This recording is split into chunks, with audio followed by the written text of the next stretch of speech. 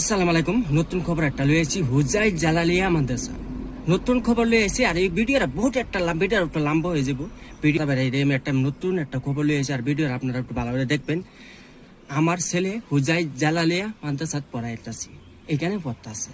তা আমরা মানে বছরের মধ্যে 2 বা 3 বার করে আমরা দেখবার চাই, যাইতে লাগে।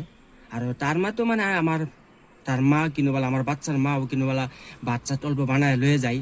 আর তেজপুর থেকে হুজাই আপনারা জানেন পরে 150 কিলোমিটার রাস্তা। আওয়া যাওয়ার লাইনের গাড়িতে গেলে সারাদিন লাগে, কেন আমার বাড়ি হইলে তো আর গাড়ি চালাইতে পারে না।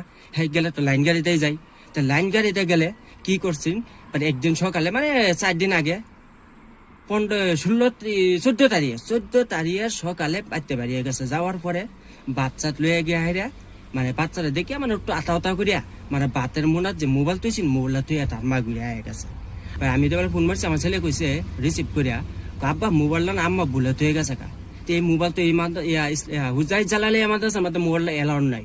মোবাইল ধরা পড়লে 10-12 হাজার টাকা জরিমানা লেগে যাবে। আমি মোবাইলটা কি করবাম? আমার একটা কাম হয়েছে, তুমি একটা কাম করো, মোবাইলটা তুমি টাঙ্গের ভিতরে থুয়ে হেরা তুমি তালা মেরা থুয়ে দাও। আমি 2 দিন পরে তোমার আম্মারা ভাড়াই এমনি, তোমার আম্মাকে মোবাইলটা লই বলে। তো তার আম্মারা বর্তমান আমি 2 দিন পরে ভাড়াই বললে কইছিলাম।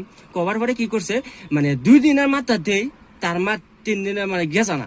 তার মা আরো 2 দিন পরে যে বইলে কইছে, 2 দিনের মাথা মোবাইলটা ধরা পড়ছে। মানে বাচ্চা বেলেগ একটা বাচ্চাকে দেখছি নাকি ফোন আমার লগে আলাপ হইতেছে, আলাপ হয়েছে, আমার লগে আলোচনা হইতেছি। তা আমার লগে কথা হইতেছে, আমি টাঙ্গ থয়ে দিবার লাগে কইসলাম।